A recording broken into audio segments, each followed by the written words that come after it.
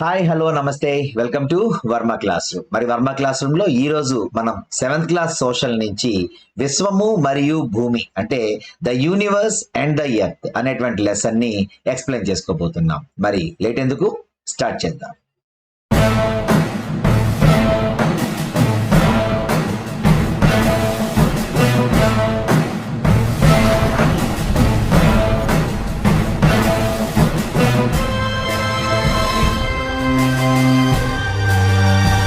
So దీనిలో మనం ఏమేమి నేర్చుకుంటాం ఈ పాఠంలోనే చూసుకుంటే, ఇక్కడ ఈ పిక్చర్ లో మీకు టోటల్ గా ఈ పిక్చర్ లో ఏమైతే కనిపిస్తున్నాయో వీటి గురించి మనం ఇక్కడ ఈ పాఠంలో డిస్కస్ చేసుకోబోతున్నాం. ఓకేనా? సో మరి ముందుకు వెళ్దాం. విశ్వము అనేటువంటి ఈ పదం ఏ పదం నుంచి వచ్చింది అని అడుగుతారు. ఏ పదం అంటే విశ్వము అనే పదం యూనివర్సం అనేటువంటి లాటిన్ పదం నుంచి ఉద్భవించింది. అంటే ఇక్కడ యూనివర్సం అనేటువంటి పదానికి అర్థం ఏంటి అంటే మొత్తం పదార్థము మరియు మొత్తం అంతరిక్షము. విశ్వము అనేటువంటి ఈ పదం లాటిన్ పదమైనటువంటి యూనివర్సం నుంచి ఆవిర్భవించడం జరిగింది. దీని అర్థం ఏంటి అంటే మొత్తం పదార్థం అలాగే మొత్తం అంతరిక్షం అనేటువంటిది ఇవ్వడం జరిగింది. అలాగే విశ్వం అనేటువంటిది సెకనుకి 70 కిలోమీటర్ల మేర విస్తరిస్తూ ఉందంట. అంటే ఒక సెకనుకి 70 కిలోమీటర్ల మేర విస్తరిస్తూ ఉంది, అంటే పెరుగుతూ వెళ్ళిపోతుంది అని చెప్తున్నారు. అలాగే విశ్వాన్ని అధ్యయనం చేసే శాస్త్రాన్ని ఖగోళ శాస్త్రం అంటారు. అలాగే మరి దీన్ని రష్యన్ భాషలో ఏమంటారు అంటే కాస్మాలజీ అని పిలుస్తారు. మరి ఆంగ్ల భాషలో అని ఇచ్చారు. అంటే ఆంగ్ల భాషలో అంటే అమెరికన్స్ ఏమని పిలుస్తారు అంటే దీన్ని ఆస్ట్రానమీ అని పిలుస్తారు. ఓకేనా? సో రష్యన్స్ అండ్ అమెరికన్స్ కి ఎప్పుడూ కూడా విశ్వంలో ఏం జరుగుతుంది అనేటువంటి విషయంలో పోటీ ఉండేదన్నమాట. వాళ్ళు వీళ్ళు పోటాపోటీగా విశ్వంలో ఏమేం జరుగుతుంది, రాకెట్స్ పంపించడం కావచ్చు, మనుషుల్ని పంపించడం, కుక్కల్ని పంపించడం, మహిళల్ని పంపించడం, ఇలా వేరు ప్రయోగాలు ఎక్కువగా చేసినటువంటి దేశాలు ఏమేంటి అంటే రష్యా అండ్ అమెరికా. సో అందుకనే ఈ రెండు దేశాలని ఇక్కడ మెన్షన్ చేయడం జరిగింది.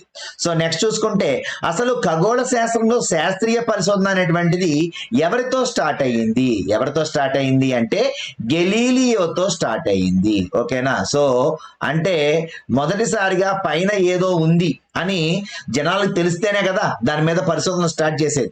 సో అలా ఖగోళ శాస్త్రంలో శాస్త్రీయ పరిశోధన చేసినటువంటి మొదటి వ్యక్తి ఎవరు అంటే గెలీలియో. మరి ఈయన ఏ దేశస్థుడు అని అడుగుతారు? ఇటలీ. సో ఇటలీకి చెందినటువంటి గెలీలియో అనేటువంటి ఖగోళ శాస్త్రవేత్త. మరి ఈయన కనిపెట్టిందే మీ అందరికీ తెలుసు, టెలిస్కోప్. ఏంటండి ఈయన కనిపెట్టింది? టెలిస్కోప్ కనిపెట్టాడు ఈయన. సో ఈ టెలిస్కోప్ లోంచి పైకి చుట్టంతో కొన్ని వింత వింత ఆకారాలు అలాగే కొన్ని మార్పులు కనిపించడంతో సో పైన కూడా ఏదో జరుగుతుంది అనేటువంటి ఒక ఆసక్తి జనాల్లో కలిగింది. తద్వారా మరి ప్రయోగాలు ఎన్నో జరిగాయి. దాని వల్లనే ఈ రోజు మనం విశ్వంలో ఆధిపత్యాన్ని చెలాయిస్తున్నాం. ఓకేనా? సో ఇక్కడ మనం చూసుకుంటే సో ఖగోళ శాస్త్రవేత్త అంటే ఎవరు అంటే ఆస్ట్రోనామర్ అంటే ఎవరు? ఆస్ట్రోనామర్ అంటే అంతరిక్షంలో నక్షత్రాలు, గ్రహాలు మరియు ఇతర సహజ వస్తువులను అధ్యయనం చేసేటువంటి వ్యక్తినే ఖగోళ శాస్త్రవేత్త అని పిలుస్తారు. ఆస్ట్రోనామర్ అంటే ఆయనకి ఎక్కువగా దేని మీద ఇంట్రెస్ట్ ఉంటుంది అంటే విశ్వంలో ఏం జరుగుతుంది, పైన ఆకాశంలో ఏం జరుగుతుంది అనేటువంటి వాటి మీద ఎక్కువగా ఇంట్రెస్ట్ ఉండటంతో ఆ శాస్త్రాన్ని వాళ్ళు అభ్యసిస్తారనమాట. సో అలా ఆ శాస్త్రాన్ని అభ్యసించి ప్రయోగాలు చేసేవారిని ఆస్ట్రోనామర్స్ లేక ఖగోళ శాస్త్రవేత్త అని పిలుస్తారు. ఓకేనా? సో నెక్స్ట్ చూద్దాం. ఇక్కడ విశ్వం ఆవిర్భావం. అసలు విశ్వం అనేటువంటిది ఎలా పుట్టింది అంటానికి చాలా మంది చాలా రకాల సిద్ధాంతాలు తెలిపారు. ఇవన్నీ కూడా ఊహించినవి మాత్రమే, కానీ నిజంగా ఏం జరిగింది అనేటువంటిది ఎవరికీ తెలియదు ఈ రోజు వరకు కూడా. సో విశ్వం యొక్క ఆవిర్భావంలో అత్యంత నమ్మదగింది, ఎక్కువగా ప్రాచుర్యంలో ఉన్నటువంటిది ఏది అంటే మహావిస్ఫోటన సిద్ధాంతము లేక బిగ్ బ్యాంగ్ థియరీ. ఈ మహావిస్ఫోటన సిద్ధాంతాన్ని మొదట ఎవరు కనిపెట్టారు అంటే జార్జిస్ లెమైటర్ అనేటువంటి బెల్జియం దేశానికి చెందినటువంటి ఒక ఖగోళ శాస్త్రవేత్త ప్రతిపాదించారు. సో కొన్ని చోట్ల ఈయన పేరు బెల్జియం దేశానికి చెందినటువంటి అబ్బే జార్జ్ లెమైటర్ అని ఉంటుంది, కానీ కొన్ని బుక్స్ లో ఎలా ఉంటుంది అంటే జార్జిస్ లెమైటర్ అని ఉంటుంది. Don't confuse. సో ఈ రెండు కూడా ఒకటే. సో ఇక్కడ మనకి మొట్టమొదటిసారిగా బిగ్ బ్యాంగ్ థియరీని లేక మహా విస్ఫోటన సిద్ధాంతాన్ని చెప్పిన వ్యక్తి ఎవరు అంటే జార్జిస్ లెమైటర్ లెమైటర్ లేక అబ్బే జార్జ్ లెమైటర్. ఈయన ఏ దేశానికి చెందినవాడు అంటే బెల్జియం దేశానికి చెందినవాడు. మరి ఈయన ఏం చెప్పాడు? యాక్చువల్ గా అసలు ఈ భూమి అంతా కూడా ఒక చిన్న అణువుతో స్టార్ట్ అయ్యింది అని చెప్పాడు. ఆ అణువు ఎలా ఉండేదంటే ఒక బంతిలా ఉండేదంట. ఏంటంటే ఒక చిన్న అణువులా ఉండేది. అంటే ఆ అణువులో ఏముండేదంట? అనంతమైన ఉష్ణోగ్రత, అనంతమైన సాంద్రత కలిగి ఉన్నాయి. ఈ రెండింటినీ కలిగి ఉన్నటువంటి ఒక బాల్ లాంటిదే. మరి ఒక్కసారిగా ఎప్పుడైతే ఇది విస్ఫోటనం చెందిందో, పేలిందో, అప్పుడే ఆటోమేటిక్ గా దాని నుంచే అన్ని ఉద్భవించాయని చెప్తాడు. ఓకేనా? సో ఈ అనంత సాంద్రత, అనంత ఉష్ణోగ్రత కలిగిన చిన్న అణువు లాంటి బంతిని ఏమని పిలుస్తారు అంటే ప్రైమార్డియల్ మ్యాటర్ లేక సింగులారిటీ అని పిలుస్తారు. ఓకేనండి. సో ఇక్కడ ఆయన ఉద్దేశంలో ఆయన చెప్పినప్పుడు ఏం చెప్పాడంటే ప్రైమార్డియల్ మ్యాటర్ అనేటువంటిది ఉంది అని చెప్పాడు. ఈ ప్రైమార్డియల్ మ్యాటర్ ఏంటి అంటే విశ్వం స్టార్టింగ్ లో ఒక అణువులా ఉంటుంది. దీనిలో అధికమైన ఉష్ణోగ్రత, అనంతమైన ఉష్ణోగ్రత, అలాగే అనంతమైనటువంటి సాంద్రత ఉన్నాయి. దీనివల్ల అది ఏమైంది అంట? అది ఒక్కసారిగా పేలిపోయి మొత్తం విశ్వమంతా వ్యాపింపజేసింది అని చెప్తాడు. దాని నుంచే మరి నక్షత్రాలు కానీ, గెలాక్సీలు కానీ, గ్రహాలు కానీ, ఉపగ్రహాలు కానీ ఇవన్నీ ఏర్పడినాయి అని చెప్తాడు. కాబట్టి దీన్ని మహావిస్ఫోటన సిద్ధాంతం, బిగ్ బ్యాంగ్ థియరీ అంటే. సో ఇక్కడ బిగ్ బ్యాంగ్ థియరీ చెప్పింది ఎవరు అంటే అబ్బే జార్జ్ లెమైటర్ లేక జార్జిస్ లెమైటర్. ఏ దేశము అంటే బెల్జియం దేశము. ఈయన చెప్పినటువంటిది ఏంటి అంటే ఒక అణువులో అనంతమైన సాంద్రత, అనంతమైన ఉష్ణోగ్రత కలిగిన బంతి లాంటిది పేలిపోవటంతో, విస్ఫోటనం చెందడంతో ఈ విశ్వమంతా ఏర్పడింది అని చెప్పాడు. కాబట్టి దాన్నే ప్రైమార్డియల్ మ్యాటర్ లేక సింగులారిటీ అని ఆయన చెప్పడం జరిగిందనమాట. సో ఇది ఇక్కడ ఇంపార్టెంట్ బిట్స్. సో నెక్స్ట్ చూసుకుంటే ఖగోళ శాస్త్రవేత్తల ప్రకారం విశ్వంలో సుమారు ఇప్పటికి కనీసం 125 బిలియన్ గెలాక్సీలు ఉన్నాయని చెప్తున్నారు. అంటే ఈ గెలాక్సీస్ అంటే ఏంటి అంటే మరి ఎప్పుడైతే స్ప్రెడ్ అయిందో అంటే ఆయన చెప్పినటువంటి ప్రైమార్డియల్ మ్యాటర్ లేక సింగులారిటీ అనేటువంటిది విస్ఫోటనం చెందిందో అనేక రకాలైనటువంటి ప్రాంతాలలో వివిధ రకాలైనటువంటి గెలాక్సీలు ఏర్పడినాయి. సో ఇవి ఎన్ని గెలాక్సీలు ఉన్నాయి అంటే ఇక్కడ మనకి సుమారు విశ్వంలో 125 బిలియన్ గెలాక్సీలు ఉన్నాయంట. అంటే చెల్లా చెదురుగా ఉన్నాయి. అంటే ఒక గెలాక్సీకి ఇంకో గెలాక్సీకి సంబంధం లేదు. అయితే మన గెలాక్సీలో ఎవరున్నారు? మనకి కాంతిని ఎవరిస్తున్నారో ఆయన ఉన్నటువంటి గెలాక్సీయే. అంటే సూర్యుడు ఉన్నటువంటి గెలాక్సీ, ఈయనే మొత్తం శక్తి కేంద్రం. కాబట్టి మనకి సూర్యుడు ఉన్న గెలాక్సీ ఏది అంటే పాలపుంత లేక ఆకాశగంగా.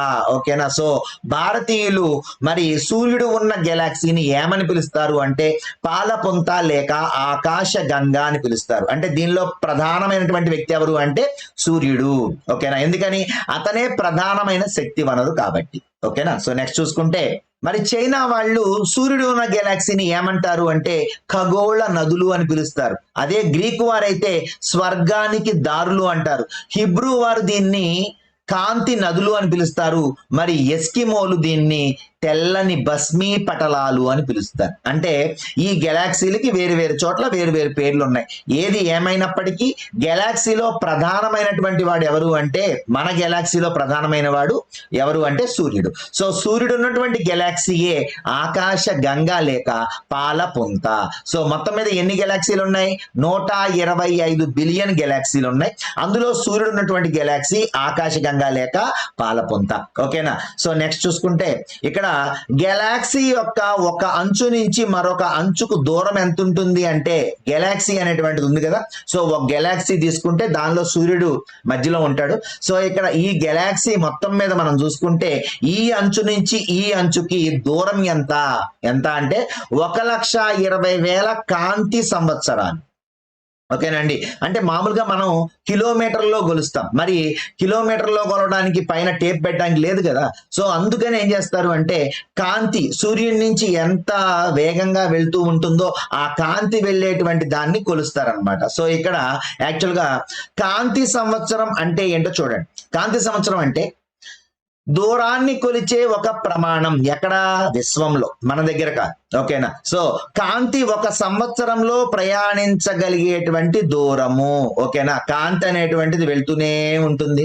ఆ కాంతి అనేటువంటిది వెళ్తూ ఒక సంవత్సరం పాటు ఎంత దూరం ప్రయాణిస్తుందో దాన్నే ఇక్కడ మనం కాంతి సంవత్సరం అంటాం. అయితే మరి ఆ దూరాన్ని ఎలా కొలుస్తాం సార్ అంటే, కాంతి ఒక సెకనుకు ప్రయాణించే దూరం 3,00,000 కిలోమీటర్ల వేగంతో, ఒక సెకనికి కాంతి 3,00,000 కిలోమీటర్ల వేగంతో వెళ్తూ ఉంటుంది.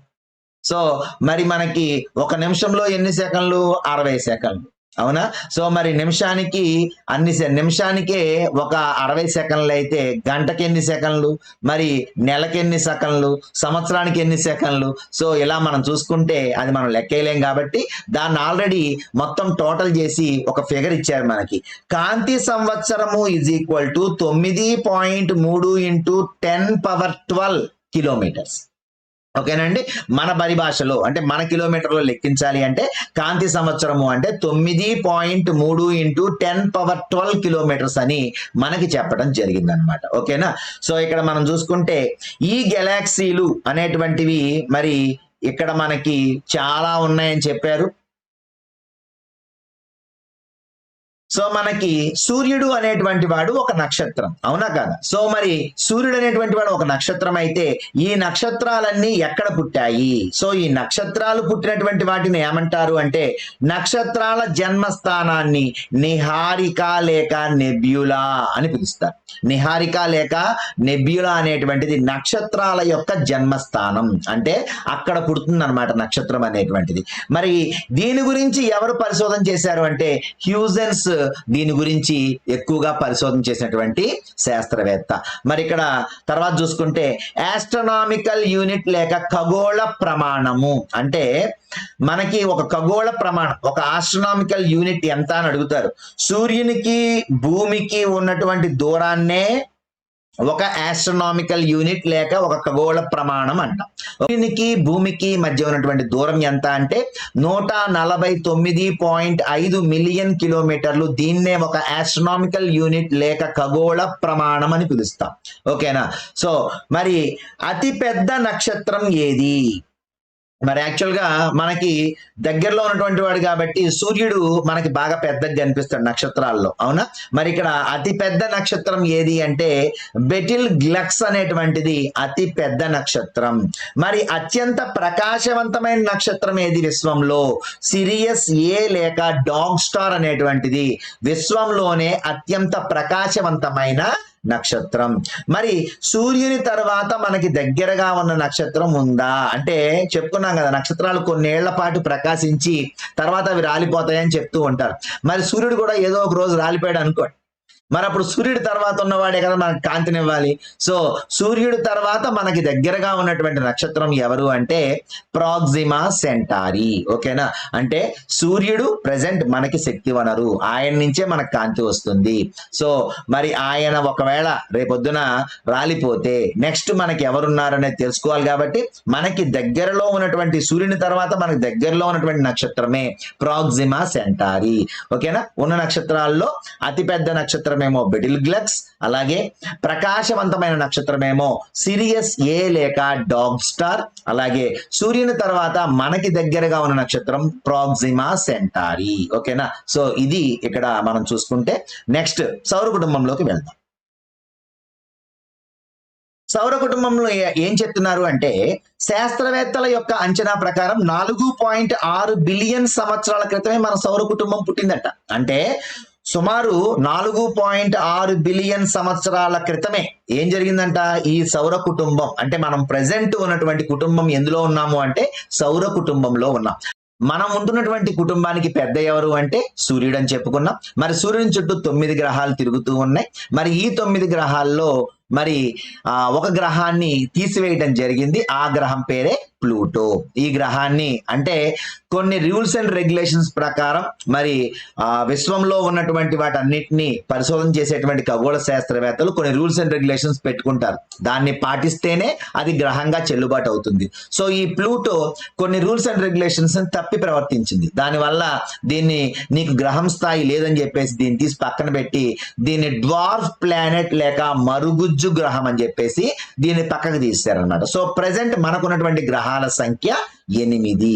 ఓకేనా. సో నెక్స్ట్ చూసుకుంటే సౌర కుటుంబ ఆవిర్భావం. మరి సౌర కుటుంబం ఎలా పుట్టింది అనడానికి చాలా రకాల సిద్ధాంతాలు అనేటువంటివి ప్రాచుర్యంలో ఉన్నాయి. దాంట్లో ముఖ్యంగా మనం చెప్పుకోవాల్సినవి ఏంటి అంటే, ఇందాక మనం చెప్పుకుంది విశ్వం యొక్క ఆవిర్భావంలో ఏం చెప్పుకున్నాం, బిగ్ బ్యాంగ్ థియరీ చెప్పుకున్నాం. సో ఇక్కడ నేను చెప్పేది సౌర కుటుంబం యొక్క ఆవిర్భావంలో, తేడా గుర్తించండి. ఓకేనా. సో నెక్స్ట్ చూసుకుంటే భూకేంద్రక సిద్ధాంతం అనేటువంటి దాన్ని మరి ఈజిప్ట్ దేశానికి చెందినటువంటి టాలమీ ప్రతిపాదించాడు. ఏం చెప్పారండి, భూకేంద్ర సిద్ధాంతం చెప్పింది ఎవరు అంటే ఈజిప్ట్ దేశానికి చెందినటువంటి టాలమీ. ఏం చెప్పాడు అంటే భూమి కేంద్రకంగా ఉండి మిగిలినవన్నీ కూడా దాని చుట్టూ తిరుగుతున్నాయి, కాబట్టి భూకేంద్రక సిద్ధాంతంలో సెంటర్ లో ఎవరున్నారు, భూమి ఉంది అని చెప్పారు. ఎవరు చెప్పారు, టాలమీ చెప్పాడు. ఈయన ఏ దేశస్థుడు, ఈజిప్ట్ దేశస్థుడు. ఓకేనా. సో నెక్స్ట్ చూసుకుంటే సూర్య కేంద్రక సిద్ధాంతము. సో దీన్ని ఎవరు చెప్పారు, పోలాండ్ దేశస్థుడైనటువంటి నికోలస్ కోపర్నికస్ చెప్పాడు. ఏమని చెప్పాడు అంటే, నాయనా సూర్యుడే సెంటర్ లో ఉన్నాడు, మిగిలినవన్నీ కూడా గుండ్రంగా చుట్టూ తిరుగుతున్నాయని చెప్పాడు. సూర్య కేంద్రక సిద్ధాంతము అంటే సూర్యుడు కేంద్రంలో ఉన్న చెప్పాడు. ఎవరు అంటే నికోలస్ కోపర్నికస్. ఈయన ఏ దేశస్థుడు అంటే పోలాండ్ దేశానికి చెందినటువంటి శాస్త్రవేత్త. నెక్స్ట్ చూసుకుంటే నిహారిక పరికల్పన సిద్ధాంతము. సో ఈ నిహారిక లేక నెబ్యులాస్, ఇందాక చెప్పుకున్నాం మనం. నిహారిక నెబ్యులాస్ అంటే ఏం చెప్పాను, నక్షత్రాల యొక్క జన్మస్థానం అని చెప్పాను. దీని మీద పరిశోధన చేసిన వ్యక్తి ఎవరు అంటే హ్యూజెన్స్ అని చెప్పాను. ఇక్కడ మనకి గ్రహాలు సూర్యునితో సంబంధం ఉన్నటువంటి ధూళి మరియు వాయువులతో కూడిన మేఘం నుంచి ఏర్పడ్డాయి అని చెప్పినటువంటి వ్యక్తి ఎవరు అంటే, ఇక్కడ మనకి ఇద్దరు వ్యక్తుల పేర్లు ఉండాలి, కానీ ఏం చేశారు, టెక్స్ట్ బుక్ లో ఒకటే ఇచ్చారు. ఎందుకని, అసలు యాక్చువల్ గా దీన్ని ప్రతిపాదించింది ఎవరు అంటే దీన్ని ఇమ్మాన్యుయల్ కాంట్ ప్రతిపాదించాడు. కానీ తర్వాత దీన్ని డెవలప్ చేసింది ఎవరు అంటే లాప్లాస్. ఫ్రాన్స్ చెందినటువంటి లాప్లాస్ అనేటువంటి వ్యక్తి దీన్ని బాగా స్టడీ చేసి దీన్ని బాగా డెవలప్ చేశాడు. అయితే ఫస్ట్ దీన్ని ప్రతిపాదించింది మాత్రం జర్మనీ దేశానికి చెందినటువంటి మరి ఎవరు, ఇమ్మాన్యుయల్ కాంట్. ఓకేనా. సో ఈ ఇమ్మాన్యుయల్ కాంట్ అనేటువంటి వ్యక్తి జర్మనీకి చెందినటువంటి వ్యక్తి.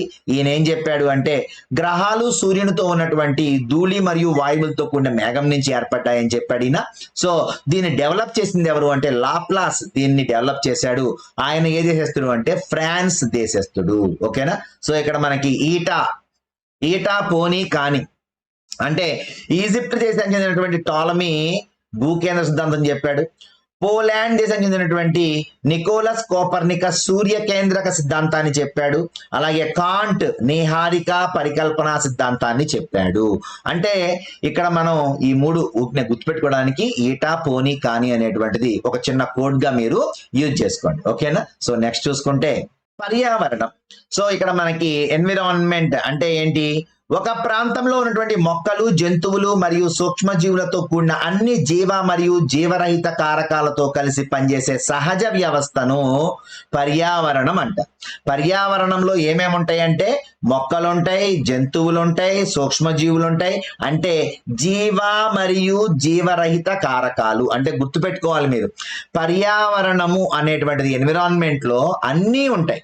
జీవ ఉంటుంది, జీవరహిత అంటే జీవరహిత అంటే మనందరికీ తెలిసినటువంటి రాళ్ళు, రప్పలు, కొండలు, మైదానాలు, పీఠభూములు ఇలాంటివన్నీ కూడా దేనిలో ఉంటాయి అంటే పర్యావరణంలోనే ఉంటాయి. ఓకేనా. సో అంటే మనకి ఇక్కడ మొక్కలు, జంతువులు, సూక్ష్మజీవులతో కూడిన జీవ మరియు జీవరహిత కారకాలతో కలిసి పనిచేసే ఒక సహజ వ్యవస్థని పర్యావరణం అంటారు అనేటువంటి చెప్పాడు ఇక్కడ.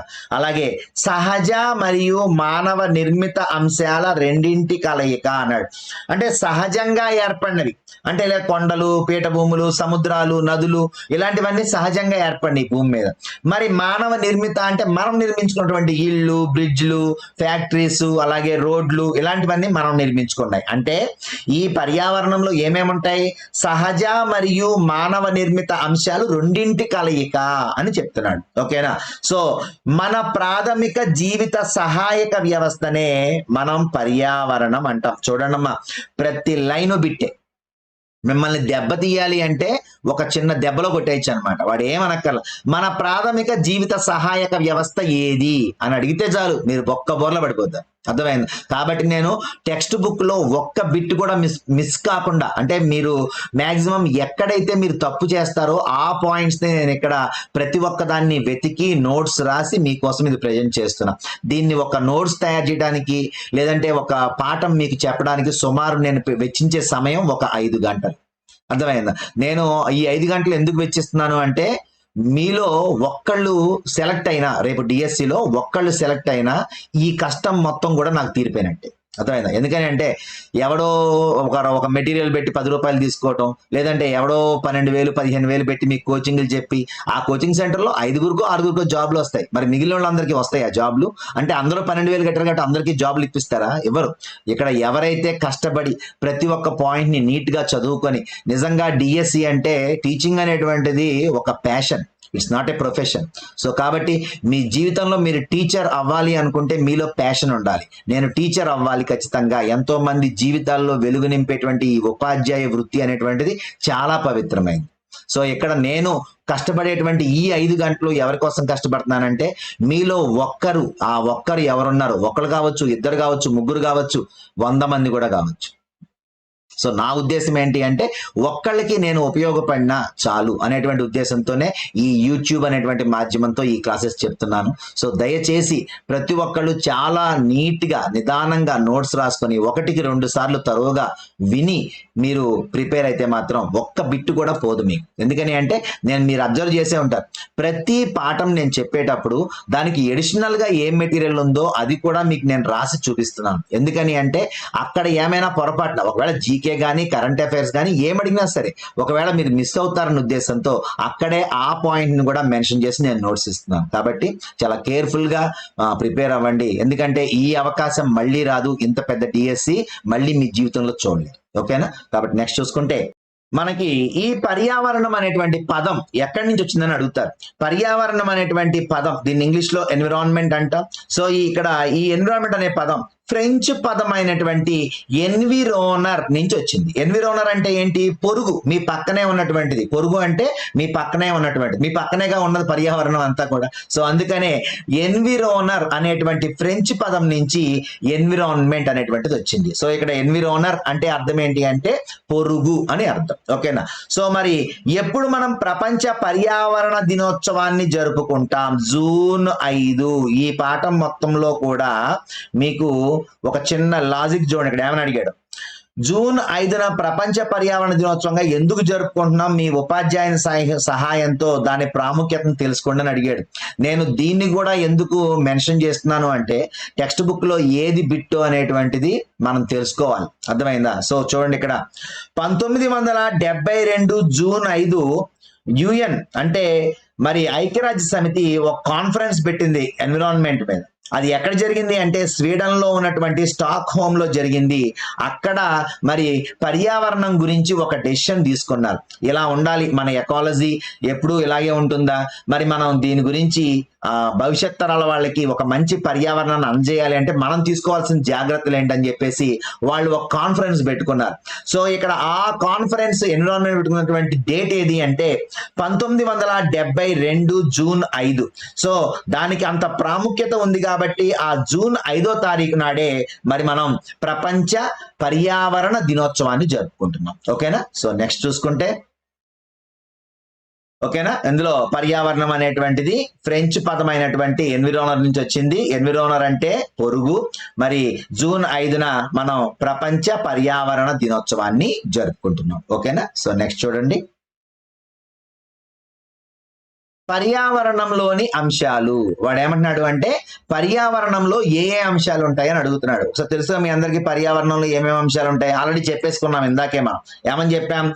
సహజ అంశాలు ఉంటాయి, మానవ నిర్మిత అంశాలు ఉంటాయి, మానవ అంశాలు ఉంటాయి. ఏమేంటివి? వీటికి తేడా ఏంటనేది చూసుకుంటే, సహజ పర్యావరణం అంటే సజీవులు, నిర్జీవులు, అంతే కదా. వీళ్ళందరూ అంటే ప్రాణం ఉన్నటువంటివన్నీ కూడా మరి సజీవులు, ప్రాణం లేనటువంటివన్నీ కూడా నిర్జీవులు. అందులో మనం చూసుకుంటే నీరు, గాలి, భూమి ఇవన్నీ కూడా ఇక్కడే ఉంటాయి. మరి జంతువులు, మొక్కలు, కీటకాలు, పక్షులు ఇవన్నీ కూడా మరి సహజ వాతావరణంలోనే లేక సహజ పర్యావరణంలోనే ఉంటాయి. ఇక మానవ నిర్మిత పర్యావరణం అంటే ఏంటి?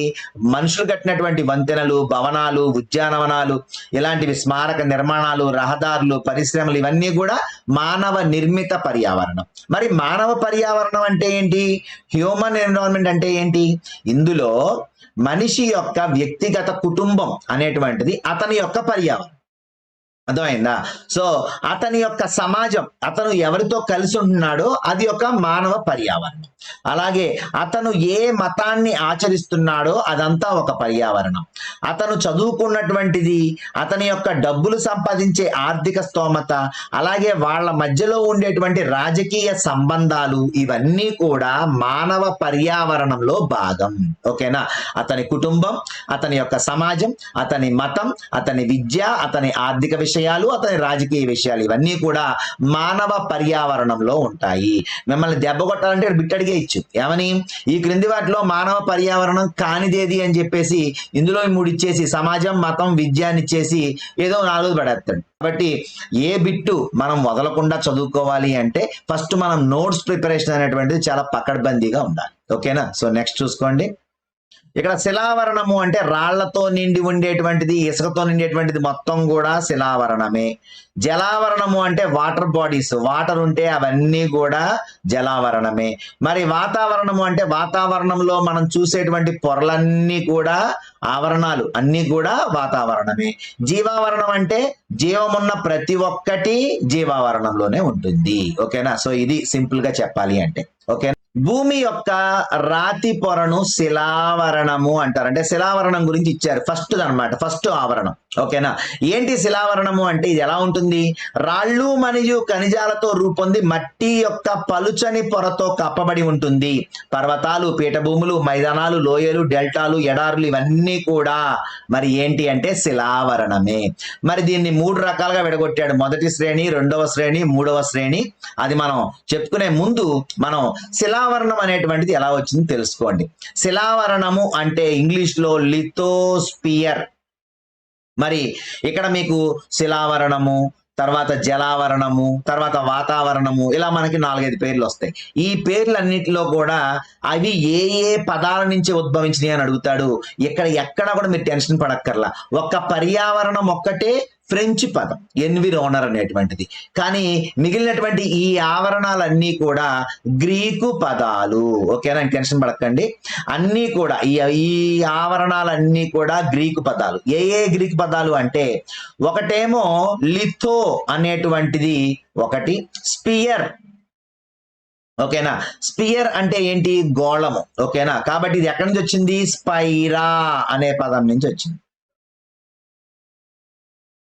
ఓకేనా? సో ఇక్కడ మనకి లిథో అంటేనేమో రాయి, మరి స్పియర్ అనే పదం స్పైరా అంటే గోళం. ఓకేనా? అంటే ఇక్కడ రాయి, గోళం, ఈ 2 గుర్తుపెట్టుకోవాలి. లిథో అండ్ స్పైరా, ఈ 2 గుర్తుపెట్టుకోవాలి. ఈ 2 ఏ పదాలు? గ్రీక్ పదాలు.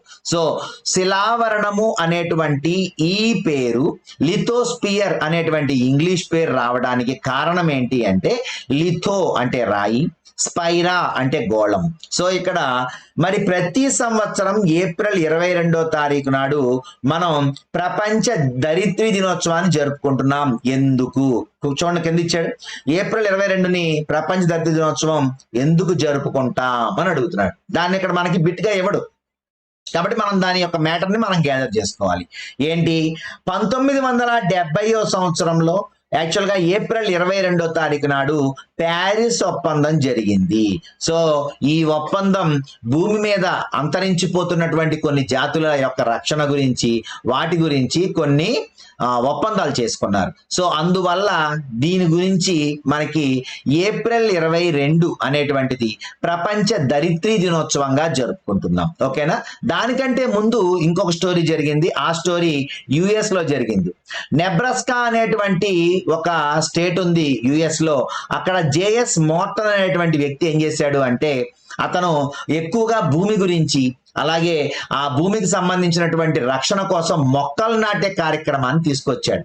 మరి ఎక్కువగా మొక్కలు నాటడానికి మరి అందరూ కూడా సెలవు పెడితే బాగుంటుందని చెప్పేసి ఒక రోజుని స్పెషల్ గా సెలవు పెట్టేందుకు వాళ్ళు ఒక రోజును ఏర్పరచుకున్నారు. ఆ రోజే ఏప్రిల్ 22. ఓకేనా.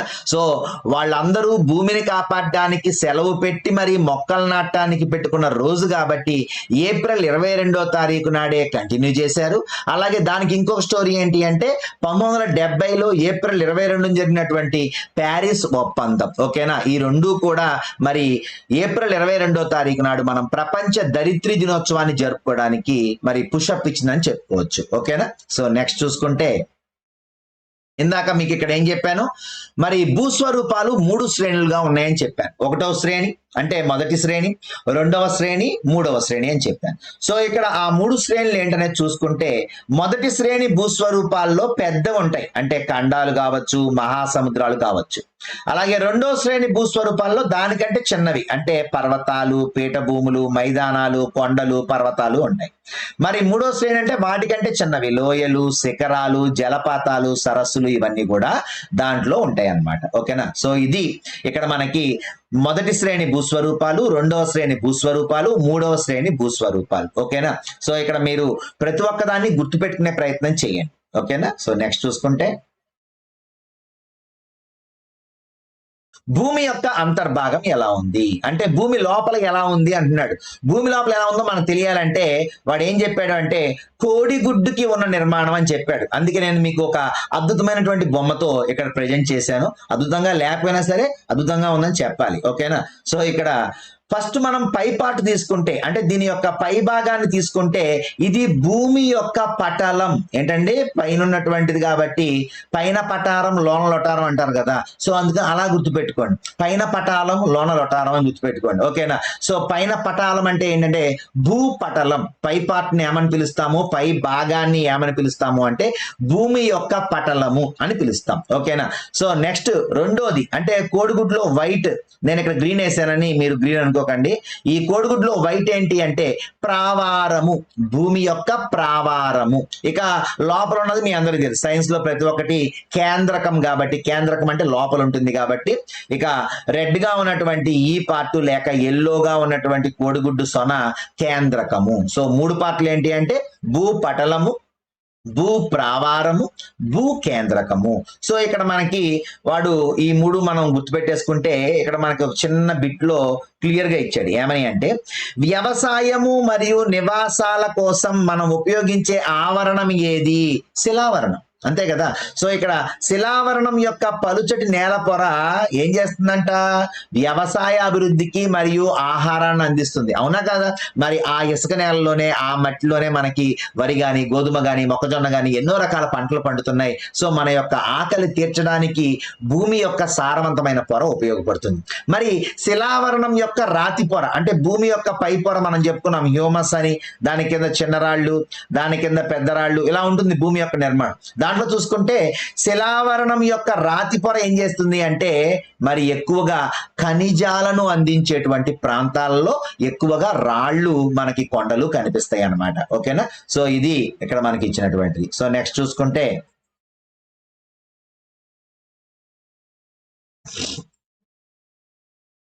నెక్స్ట్ ఆవరణం, రెండో ఆవరణం జలావరణం. ఇందాక మనం ఏం చెప్పుకున్నాం, ఇక్కడ లిథోస్పియర్ అని చెప్పాను మీకు. శిలావరణాన్ని లిథోస్పియర్ అంటారు.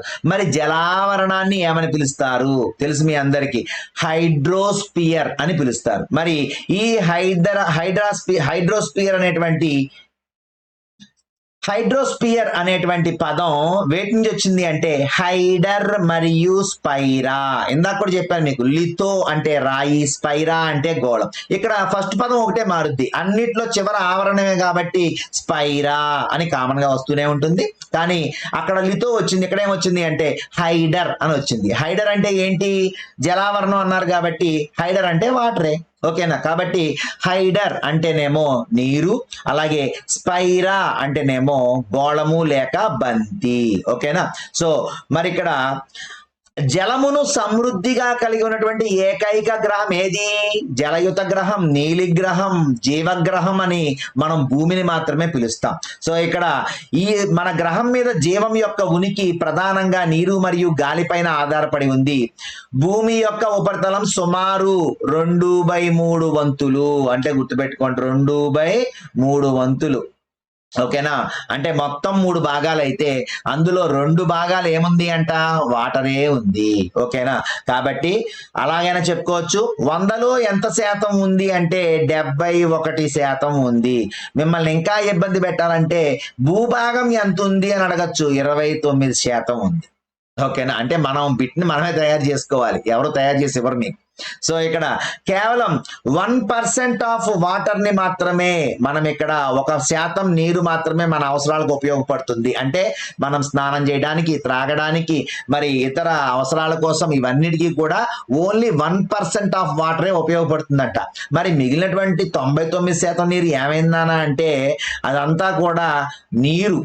ఆ నీరంతా మంచు రూపంలో హిమానీ నదాలు, హిమాలయ పర్వతాలు, అలాగే మరి ఉప్పు నీరు అంటే సముద్రాలు, మహాసముద్రాలు, ఈ నీరు తాగడానికి పనిచేయదు కానీ నీరే. కాబట్టి ఇది 99% ఉంటే మరి మనం ఉపయోగించుకోవడానికి ఉన్న నీరు 1% మాత్రమే.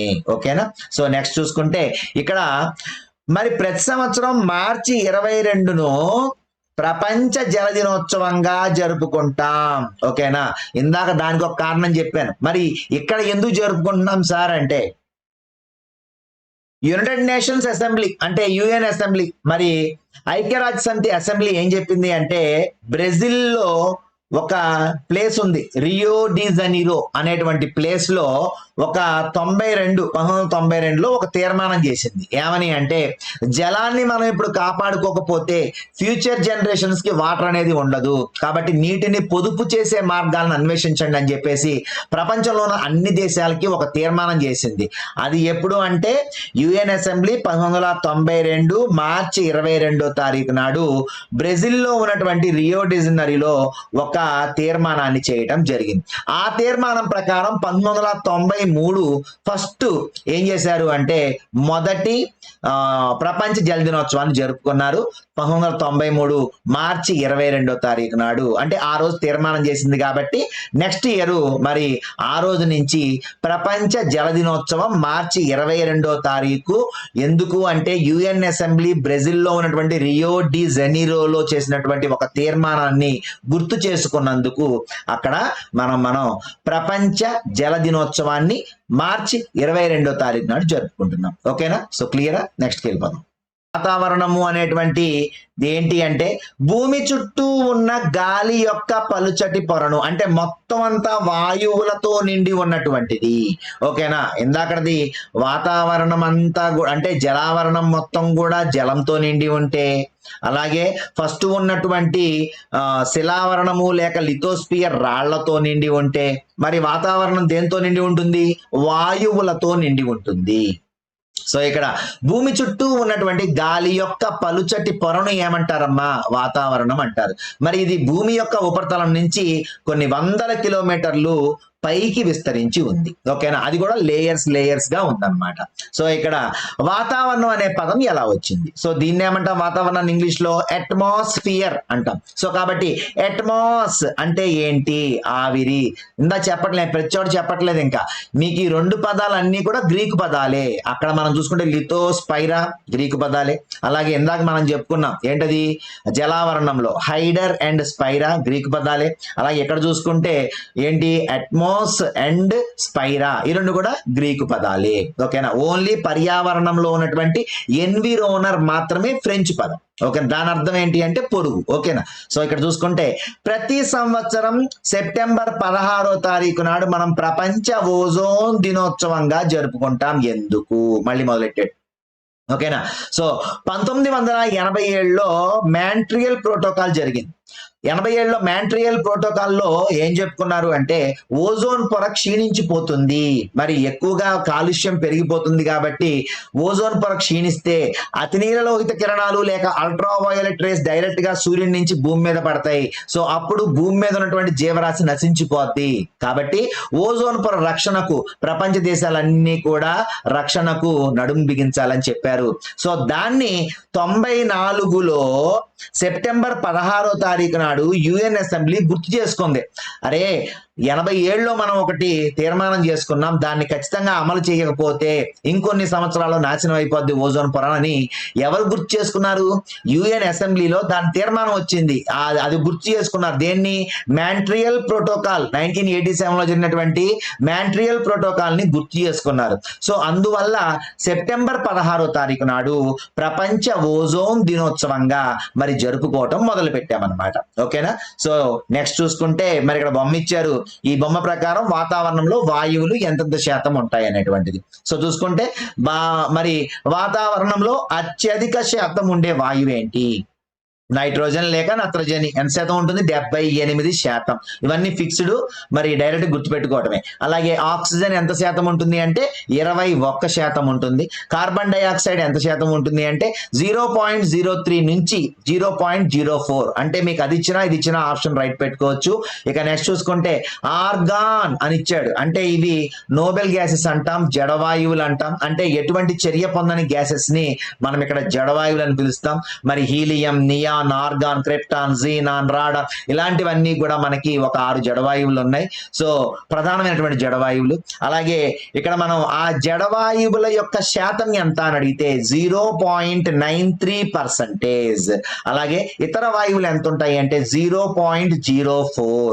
ఇది మొత్తం మనం కలుపుకుంటే మనకి ఎంత రావాలి అంటే 100% రావాలన్నమాట. ఓకేనా? సో నెక్స్ట్ చూసుకుంటే వాతావరణం అనేటువంటిది అనేక వాయువుల మిశ్రమం. నత్రజని, ఆక్సిజన్, కార్బన్ డైఆక్సైడ్ వాతావరణంలో ముఖ్యమైనటువంటి వాయువులు.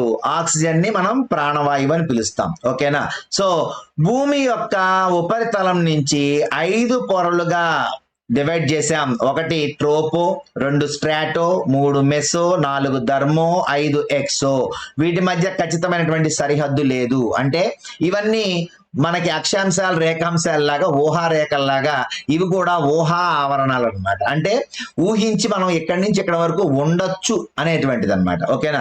సో చూసుకుంటే మనకి ఎటువంటి విషయాలు ఇవ్వలేదు, కానీ నేను మీకు ఎక్సెస్ ఇన్ఫర్మేషన్ ఇవ్వాలి కాబట్టి ఇక్కడ ఇచ్చాను. చూడండి ఒకసారి. ఫస్ట్ ఆవరణం ట్రోపో ఆవరణం. ఇది భూమి మీద నుంచి 13 కిలోమీటర్ల ఎత్తు వరకు ఉంటుంది. మరి వాతావరణంలో ఉన్నటువంటి మార్పులన్నీ కూడా ఇక్కడే జరుగుతాయి. అంటే వర్షపాతం, అవపాతం ఇలాంటివన్నీ కూడా, పొగమంచు, మంచు ఇలాంటివన్నీ కూడా, అంటే వాతావరణంలో ఏ చిన్న మార్పు జరిగినా ఎందులో జరుగుద్ది? ట్రోపో ఆవరణంలో జరుగుద్ది. ఓకేనా? సో రెండోది స్ట్రాటో ఆవరణం. ఇది భూమి మీద నుంచి 50 కిలోమీటర్ల ఎత్తు వరకు ఉంటుంది. మరి ఇందులో విమానాలు వెళ్తాయి అన్నమాట. దీంట్లో మనం విమానాలు ప్రయాణించేటువంటిది ఏమైతే మరి ఆ లేయర్ ఉందో ఆ లేయర్ ఏంటి అంటే స్ట్రాటో ఆవరణం. అంటే భూమి మీద నుంచి 50 కిలోమీటర్ల ఎత్తు వరకు. నెక్స్ట్ చూసుకుంటే మెసో ఆవరణం. భూమి మీద నుంచి 80 కిలోమీటర్ల ఎత్తు వరకు ఉన్నటువంటి దాన్ని మనం ఇక్కడ ఏమంటాము అంటే మెసో ఆవరణం అంటాం. అయితే ఈ మెసో ఆవరణం యొక్క స్పెషాలిటీ ఏంటంటే అతి శీతలమైనటువంటి పొర, బాగా చల్లగా ఉంటుంది అనమాట. ఓకేనా? అంటే అత్యధికమైనటువంటి చల్లదనాన్ని ఉన్నటువంటి పొర ఏంటి మొత్తం ఈ వాతావరణంలో అంటే ఇదే. ఏంటది? మెసో ఆవరణం. సో ఇక్కడ ఇంకొక స్పెషాలిటీ ఏంటి అంటే ఆకాశం నుంచి వస్తున్నటువంటి గ్రహ శకలాలు, మెటియోరాయిడ్స్ కావచ్చు, ఆస్ట్రాయిడ్స్ కావచ్చు, అవి భూ వాతావరణంలోకి రాకముందే ఘర్షణకు కాలిపోయి బూడిదైపోయి కింద పడిపోతాయి. అవునా? సో మరి అలా బూడిదైపోయేటువంటి పొర ఏంటి అని అడిగితే మరి ఏది? మెసో ఆవరణం. ఓకేనా? సో ఈ మెసో ఆవరణంలోనే మొత్తం ఆస్ట్రాయిడ్స్ అన్ని కూడా ముక్కలు ముక్కలుగా బూడిదైపోయి రాలిపోతూ ఉంటాయి. ఓకేనా? సో నెక్స్ట్ చూసుకుంటే ధర్మో ఆవరణం, లేక దీన్నే ఐనో ఆవరణం. ధర్మో ఆవరణం అన్నా ఐనో ఆవరణం అన్నా ఒకటి. ఓకేనా? సో ఇక్కడ ఇది భూమి మీద నుంచి 400 కిలోమీటర్లు ఉంటుంది. భూమి మీద ఉన్నటువంటి పొరల్లో అత్యంత వేడి పొర ఏది? ఇందాక మీకేం చెప్పాను? అత్యంత శీతలవంతమైన పొర ఏది? మెసోస్పియర్. మరి అత్యంత వేడిగా ఉండే పొర ఏది అంటే ధర్మోస్పియర్. ఓకేనా? అందుకనే దీన్ని ధర్మో లేక అయనో అని పిలిచారు. సో ఉష్ణం ఎక్కువగా ఉండేటువంటి ఆవరణం. మరి టీవీ యొక్క సిగ్నల్స్ కానీ రేడియో తరంగాలు కానీ ఏ ఆవరణంలో ప్రయాణిస్తాయి అంటే ధర్మోస్పియర్. ఓకేనా, లేక ఐనోస్పియర్. ఓకేనా, తర్వాత లాస్ట్ది ఎక్సోస్పియర్. ఎక్సోస్పియర్ అంటే ఇక టోటల్ గా బాహ్య వాతావరణము, అంటే విశ్వానికి అంటే అంతరిక్షానికి మరి భూమికి ఉన్నటువంటి లెవెల్ ని తెంపేసేటువంటి పార్టే ఎక్సోస్పియర్ లేక బాహ్య వాతావరణం. దీంట్లో అత్యంత తేలికైనటువంటి హైడ్రోజన్ వాయువు ఇలాంటి కొన్ని వాయువులు అక్కడ ఉంటూ ఉంటాయి అన్నమాట. అలాగే భూమి మీద నుంచి మనం పైకి వెళ్ళే కొద్దీ, ఇక్కడ ఈ రెండు ఇంపార్టెంట్ బిట్స్ కాబట్టి ఇక్కడ రాశాను. భూమి మీద నుంచి మనం పైకి వెళ్ళే కొద్దీ ప్రతి 165 మీటర్లకినేమో 1 డిగ్రీ ఉష్ణోగ్రత తగ్గుద్ది. అర్థమైందా? 165 మీటర్లు కొంచెం ఎత్తుకెళ్ళాం, చల్లగా అనిపిస్తుంది. ఇంకా వెళ్ళాం, బాగా తగ్గుద్ది. అంటే మనం 165 మీటర్లు, ప్రతి 165 మీటర్లకి పైకి వెళ్తున్నాం అనుకోండి, ఎంత తగ్గుద్ది అంటే 1 డిగ్రీ ఉష్ణోగ్రత తగ్గుద్ది. దాని ప్రకారం 1000 మీటర్లకి ఎంత తగ్గుద్ది అంటే 6.4 డిగ్రీల ఉష్ణోగ్రత తగ్గుద్ది. ఓకేనా, అంటే 6.4 డిగ్రీ సెంటీగ్రేడ్ తగ్గుద్ది అనమాట. మరి అలా కాకుండా భూమి లోపలికి వెళ్తున్నాం, తవ్వుకుంటా లోపలికి పోతున్నాం, ప్రతి 32 మీటర్లకి 1 డిగ్రీ ఉష్ణోగ్రత పెరుగుద్ది. పైకి వెళ్తేనేమో 165 మీటర్లకి 1 డిగ్రీ ఉష్ణోగ్రత తగ్గుద్ది. ఓకేనా, మరి భూమిలోకి వెళ్లే కొద్దీ ప్రతి 32 మీటర్లకి 1 డిగ్రీ ఉష్ణోగ్రత పెరుగుద్ది. ఓకేనా, అందుకే గుంతల్లో ఎక్కువ వేడి రావడానికి కారణం ఏంటి అంటే ప్రతి 32 మీటర్లకి 1 డిగ్రీ సెంటీగ్రేడ్ పెరుగుద్ది అనమాట. ఓకేనా, ఇది ఇక్కడ ఇంపార్టెంట్ బిట్స్. నెక్స్ట్ చూడండి. వాతావరణం మానవులతో సహా అన్ని జంతువులకు ప్రాణవాయువునిస్తుంది, అంటే ఆక్సిజన్ ఇస్తుంది. అలాగే మొక్కలకు కార్బన్ డైఆక్సైడ్ ని కూడా ఇస్తుంది. అవునా? అలాగే కిరణీయ సంయోగక్రియ అనేటువంటి ప్రక్రియలో మొక్కలకు కార్బన్ డైఆక్సైడ్ సహాయపడుతుంది. అలాగే సూర్యుని యొక్క హానికరమైన కిరణాలు తీవ్రమైన వేడి నుంచి మనల్ని రక్షిస్తుంది.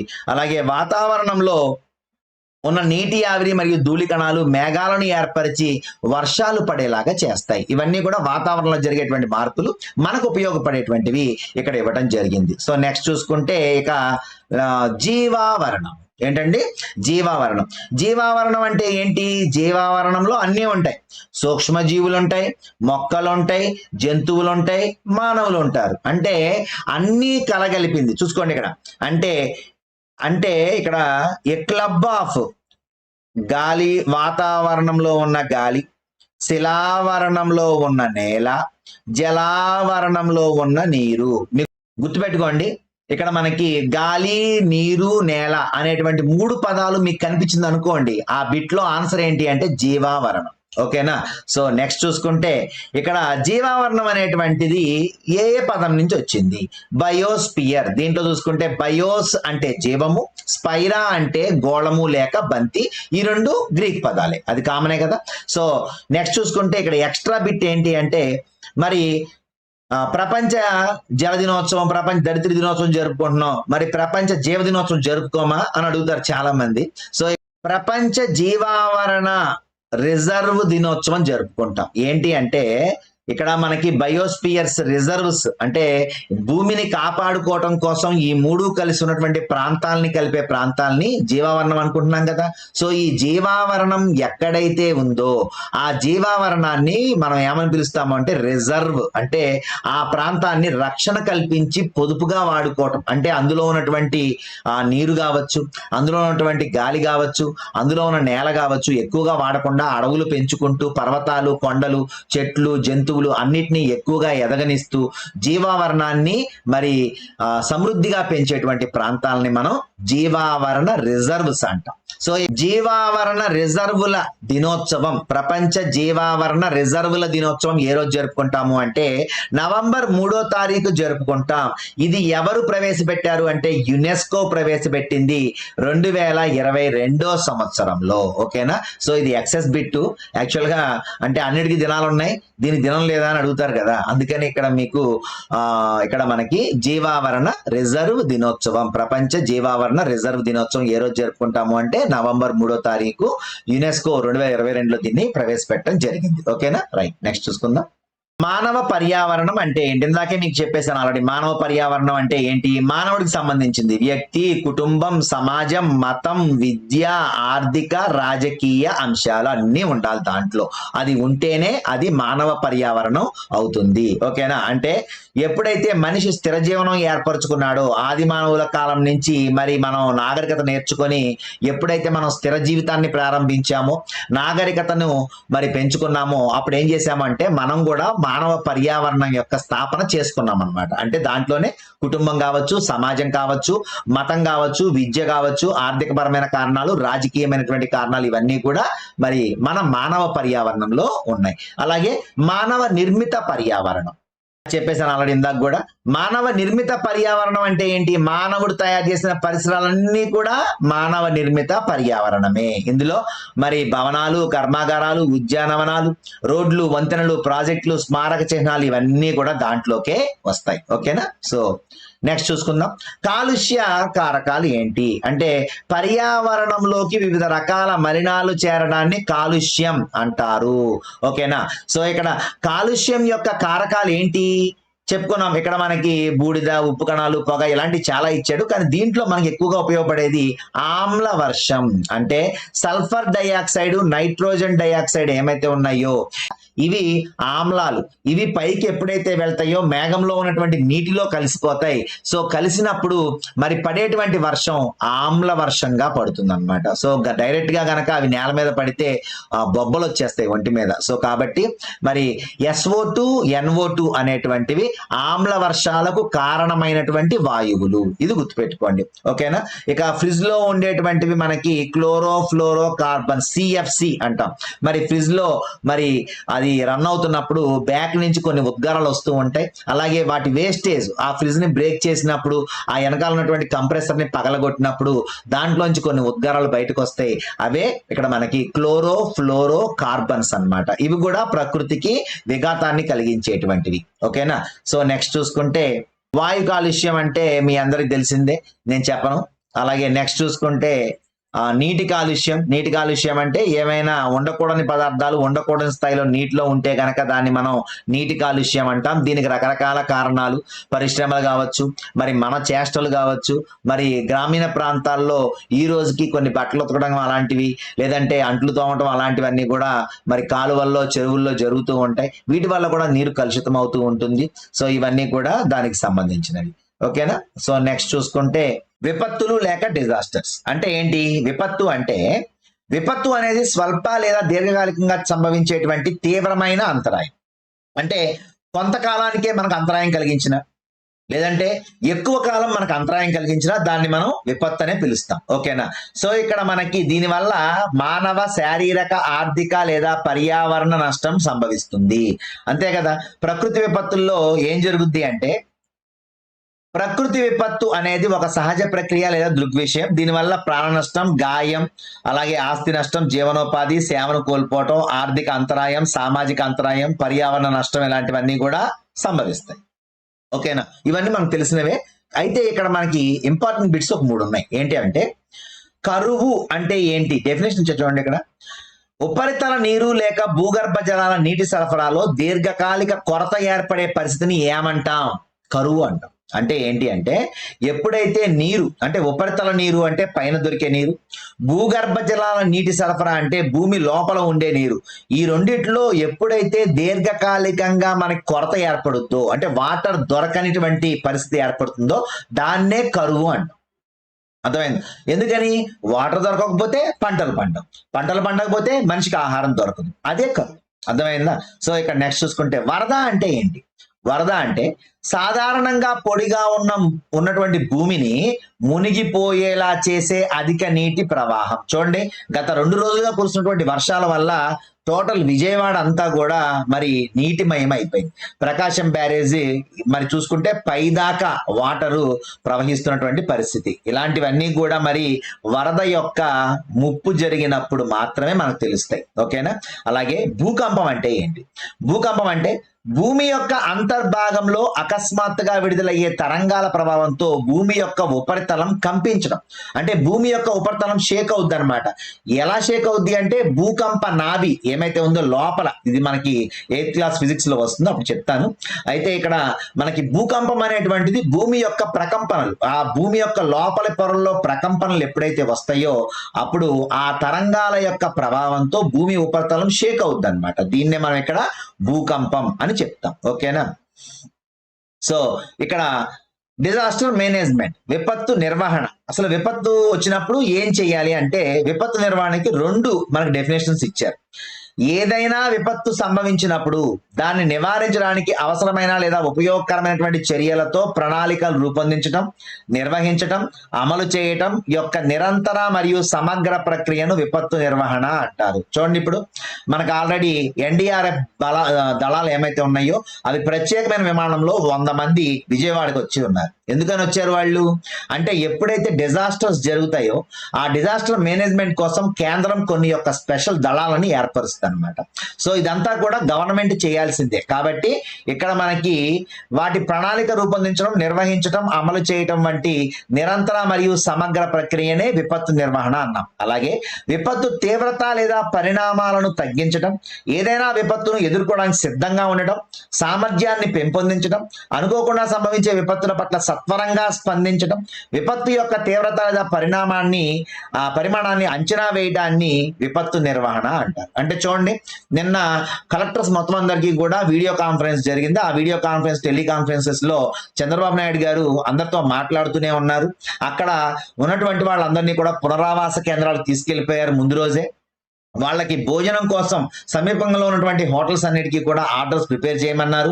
అలాగే ఉదయానికల్లా టిఫిన్స్ కానీ, పులిహోర కానీ ఏదో ఒకటి, అలాగే మధ్యాహ్నం కల్లా భోజనం, ఎన్ని హోటల్స్ ఉంటే అన్ని హోటల్స్ కూడా తయారు చేసి ఆ ప్యాకెట్స్ అన్ని కూడా మరి వాళ్ళకి అందజేయాలని చెప్పేసి డ్రోన్స్ ద్వారా కూడా ఇప్పుడు ఆహారాన్ని అందజేస్తున్నారు. అంటే ఇదంతా కూడా డిజాస్టర్ మేనేజ్మెంటే. ఒక విపత్తు వచ్చినప్పుడు ప్రభుత్వం ప్రజల పక్షాన ఉండాలి, ప్రజల కోసం. ఆయన చూస్తే చంద్రబాబు నాయుడు గారు నిన్న బోట్ లో వెళ్ళిపోతూనే ఉన్నారు, చూస్తూనే ఉన్నారు. అలాగే ఆయన ఆ సెంట్రల్ కమాండ్ సెంటర్ నుంచి ఒక్క అడుగు కూడా బయటకు వేయట్లేదు, కలెక్టర్ దగ్గరే కూర్చున్నారు. ఎలా ఉంది ఏంటని మాట్లాడుతూనే ఉన్నారు. ఎందుకని అంటే ఒక రాష్ట్రానికి అధిపతిగా ఆయన యొక్క బాధ్యత, అవునా? సో ఆ బాధ్యతని ఆయన సక్రమంగా నిర్వహిస్తున్నారు, అవునా కదా? సో ఇక్కడ నెక్స్ట్ చూసుకుంటే 10వ ప్రణాళిక. ఏంటి 10వ ప్రణాళిక స్పెషల్ ఏంటి అంటే 10వ పంచవర్ష ప్రణాళికలో మొదటిసారిగా విపత్తు నిర్వహణ అనేటువంటిది అభివృద్ధి అంశంగా తీసుకోబడింది. అంటే విపత్తు నిర్వహణ అనేటువంటి అంశం ఎప్పుడు బాగా ప్రబలింది అంటే 10వ పంచవర్ష ప్రణాళికలో ఏం చెప్పారు అంటే అభివృద్ధి అంశంగా దేన్ని తీసుకోవాలి అంటే విపత్తు నిర్వహణ కూడా తీసుకోవాలి అని చెప్పేసి దాంట్లో చేర్చడం జరిగింది అనమాట. సో దాని వల్లే మనకి ఈరోజు వాతావరణ కేంద్రాలు కావచ్చు, భూకంప కేంద్రాలు ఇలాంటివన్నీ కూడా పెట్టి ముందే ఎప్పుడు ఏం జరుగుతుందో మరి ముందే మనం గ్రహించి ప్రజలని అప్రమత్తం చేయడం ద్వారా ప్రమాదం జరిగే స్థాయిలను తగ్గిస్తున్నాం, అవునా? సో ఇక్కడ ఇది ఇంపార్టెంట్ బిట్. సో ఈ పాఠం అయిపోయింది. వెనకాల బిట్స్ చెప్పమని ఎవరో కామెంట్ చేశారు, అందుకని అది కూడా చెప్పేస్తున్నా. చూడండి ఒకసారి ఇక్కడ మనం చూసుకుంటే దీంట్లో ఈ క్రింది వాటిలో మానవ పర్యావరణంలో భాగం కానిది ఏది అన్నాడు. చెప్పుకున్నాం, మతము, సమాజము, ఆర్థికము, రాజకీయము, కుటుంబము ఇవన్నీ కూడా మానవ పర్యావరణంలో భాగమే. ఏది కాదు? కర్మాగారం కాదు. ఎందుకని? ఈ కర్మాగారం మానవ నిర్మిత పర్యావరణం. అలాగే భిన్నమైన దాన్ని కనుక్కోమన్నాడు. మైదానాలు, లోయలు, నదులు భూమి యొక్క ప్రాథమిక స్వరూపాల్లో మొదటి శ్రేణి భూస్వరూపాలు, 2వ శ్రేణి భూస్వరూపాలు, 3వ శ్రేణి భూస్వరూపాల్లో రహదారి ఎక్కడైనా చెప్పిన గుర్తుందా మీకు? లేదు. కాబట్టి అదే దీని యొక్క ఆన్సర్. ఇక పర్యావరణానికి ముప్పు ఏది? చెట్లు పెంచితే పర్యావరణానికి ముప్పు వస్తుందా? రాదు. పంటలు పండిస్తే ముప్పు వస్తుందా? రాదు. వాహనాలు వినియోగిస్తే వస్తుందా? వస్తుంది. కాబట్టి ఇదే దీని ఆన్సర్. ఇక భూమి యొక్క లోపలి 2వ పొర చెప్పుకున్నాం. పైన పటాలం అన్నాం కాబట్టి ఫస్ట్ది పటాలం లేక భూపటలం, 2వది ప్రావారం. కాబట్టి ఆన్సర్ ఏంటి? భూ ప్రావారం. ఇక ఏ సిద్ధాంతం విశ్వం యొక్క ఆవిర్భావానికి సంబంధించింది? భూ కేంద్రక సిద్ధాంతం ఎవరు చెప్పారు? టాలమీ చెప్పాడు. మహావిస్ఫోటన సిద్ధాంతం అబ్బే జార్జ్ లెమైటర్ చెప్పాడు. అలాగే సూర్య కేంద్రక సిద్ధాంతం ఎవరు చెప్పారు? మరి టాలమీ చెప్పాడు. అయితే ఇక్కడ మీకు చెప్పాను, విశ్వం యొక్క ఆవిర్భావానికి అలాగే రెండోది ఏంటి, సూర్య కుటుంబ ఆవిర్భావానికి తేడా ఉందా లేదా? మరి ఇందులో విశ్వం యొక్క ఆవిర్భావానికి సంబంధించింది ఏది? మహావిస్ఫోటన సిద్ధాంతమా, భూకేంద్రక సిద్ధాంతమా, మరి సూర్యకేంద్రక సిద్ధాంతమా? ఇక్కడ మనం చూసుకుంటే ఇవన్నీ కూడా విశ్వం యొక్క ఆవిర్భావానికి సంబంధించినటువంటి సిద్ధాంతాలే. ఓకేనా? అయితే సూర్య కుటుంబం గురించి ఇక్కడ మనం చెప్పినటువంటివి ఈ రెండు. అంటే సూర్యుడు సెంటర్ లో ఉన్నాడా, లేదంటే భూమి సెంటర్ లో ఉందని కొంతమంది చెప్పారు, సూర్యుడు సెంటర్ లో ఉందని కొంతమంది చెప్పారు. ఓకేనా? మరి విశ్వం యొక్క ఆవిర్భావానికి అంటేనేమో మహావిస్ఫోటన సిద్ధాంతం, మరి సూర్యుని యొక్క సౌర కుటుంబానికి సంబంధించేమో భూమి సెంటర్ లో ఉంటేనేమో భూకేంద్ర సిద్ధాంతం, సూర్యుడి సెంటర్ లో ఉంటేనేమో సూర్యకేంద్రక సిద్ధాంతం. ఓకేనా? సో నెక్స్ట్ చూసుకుంటే శిలావరణము అంటేనేమో చెప్పుకున్నాం. శిలావరణం అంటే ఏంటి? భూమి యొక్క రాతి పొర, రాళ్ళుంటే శిలావరణం. మరి జీవావరణం అంటే ఏంటి చెప్పుకున్నాం. జీవావరణం చెప్పినప్పుడు చెప్పాను, అన్నీ ఉండాలి, భూమి, నీరు, గాలి, ఈ మూడు పదాలు కనిపిస్తే అది జీవావరణం. అలాగే భూ కేంద్రం అంటే ఏంటి? భూమిలో లోతైనటువంటి అంతర భాగం. ఇక జలావరణం అంటే నీరు అని కనపడితే అదే మన ఆన్సర్. కాబట్టి నీటితో కూడిన సహజమైన ఆవరణం. ఇక లాస్ట్ది వాతావరణం అంటే ఏంటి? గాలితో ఉన్నటువంటిది, వాయువులతో ఉన్నటువంటిది, భూమి చుట్టూ ఉన్న గాలి పొరనే వాతావరణం అంటారు. సో ఇది మరి ఫస్ట్ లెసన్ కి సంబంధించి ఇంపార్టెంట్ బిట్స్ అండ్ నోట్స్. ఓకేనా? సో ఈ లెసన్ మీకు అర్థమైందని భావిస్తున్నాను. లైక్ చేయండి, షేర్ చేయండి, సబ్స్క్రైబ్ చేయండి. వర్మ క్లాస్ రూమ్ ని మరిన్ని వీడియోస్ తో మళ్ళీ ముందుకు వస్తాను. అంతవరకు సెలవు, ఉంటాను. మీ సురేష్ కుమార్ వర్మ.